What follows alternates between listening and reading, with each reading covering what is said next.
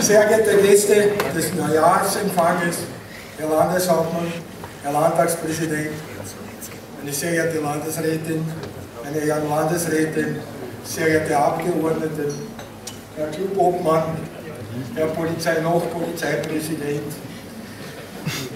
werte Kollegen der Wirtschaftskammer, der Vizepräsident und der Direktor ist da und auch mein Vorarlberger, Kärntner Kollege ist da. Herzlich willkommen auch in Burgenland. Ich wünsche allen ein erfolgreiches neues Jahr. Dir, sehr geehrter Bundesminister, fast außer Dienst und Bundespräsident ins B, lieber Rudi Hundsdorfer, ganz besonders. Alle, die bei Beginn ihrer Wahl bei Veranstaltungen des Sozialdemokratischen Wirtschaftsverbandes in Burgenland waren, ob Alfred Gusel war oder Heinz Fischer, sie wurden in ihren angestrebten Ämtern gewählt. Auch du wirst es und wir, der Sozialdemokratische Wirtschaftsverband, werden dich zu 100% unterstützen. Meine sehr geehrten Damen und Herren, wenn Sie einen kurzen Blick zurück in die Medien von 2015 werfen, haben Sie sicher erfahren, dass wir, der Sozialdemokratische Wirtschaftsverband Burgenland, bei der Wirtschaftskammerwahl 2015 zum dritten Mal positiv und hintereinander gut abgeschnitten haben und unser Ergebnis kontinuierlich verbessert haben. All jenen, die uns zu diesem Erfolg geholfen haben, ein herzliches Dankeschön. Und jene, die keine Zeit gehabt haben, uns zu unterstützen, in 4 Jahren können sie uns dann helfen. Aber was nicht groß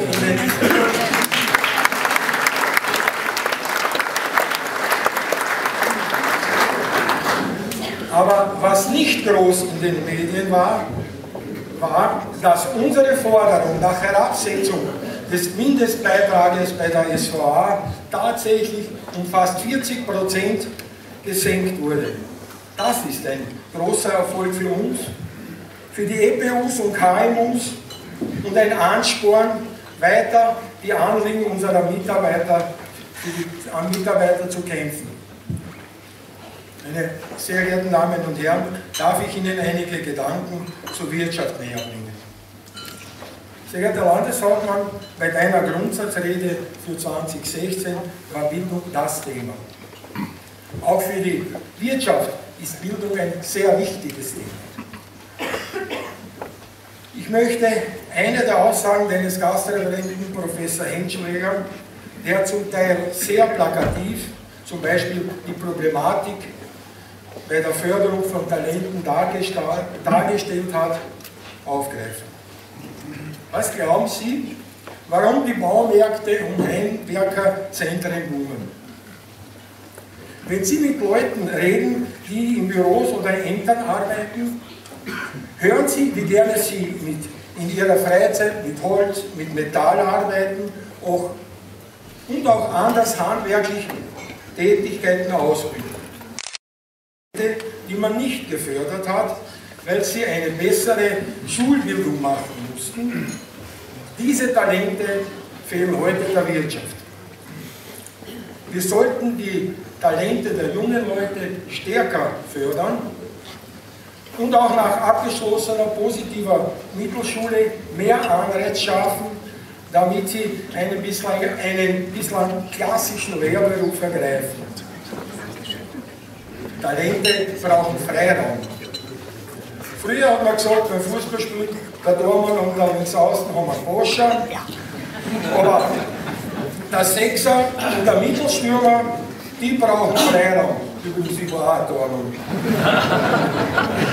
Unsere Unternehmerinnen und Unternehmer sind die Sechser und die Stürmer.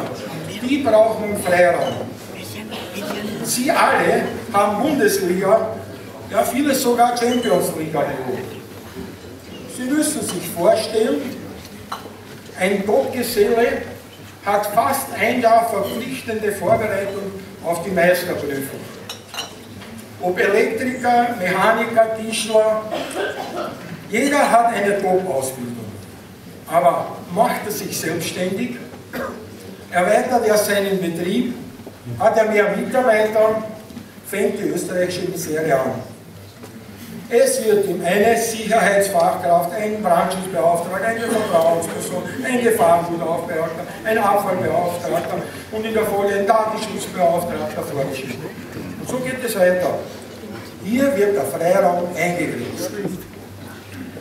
Eingegrenzt durch Gesetze, zum Teil aus dem vorvorigen Jahrhundert und neue, die noch nicht zu Ende gedacht sind, aber schon jetzt bei Nichteinhaltung bestraft werden.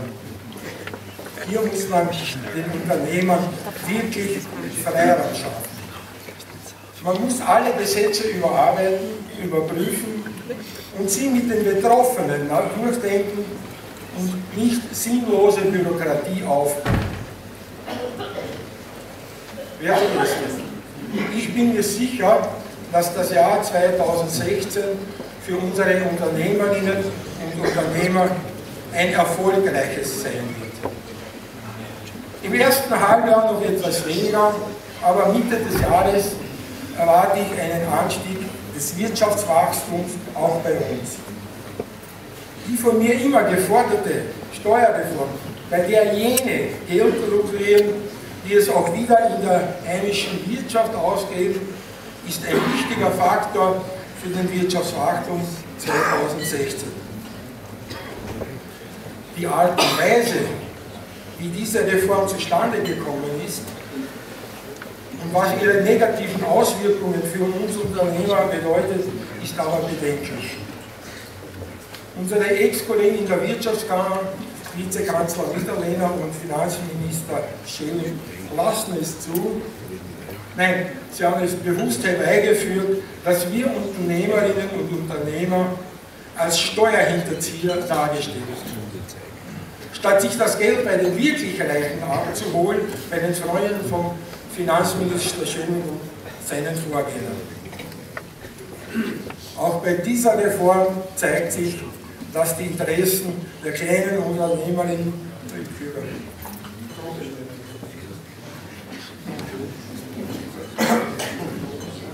Auch bei dieser Reform zeigt sich, dass die Interessen der kleinen Unternehmerinnen und Unternehmer in Österreich, der KMUs und EPUs, nicht durch diese Herren vertreten werden, sondern alleine durch uns, durch den sozialdemokratischen Wirtschaftsverband. Zum Schluss möchte ich noch den Organisatoren des Neujahrsempfanges, unserem Vizepräsidenten, Kommissar Zivil Fleischhacker und der Direktorin Marion Meixner danken. Ich wünsche nochmals allen ein gesundes, ein gutes und erfolgreiches 2016 und dir, lieber Louis Umsdorfer, alles Gute und garantiere dir die volle Unterstützung. Danke.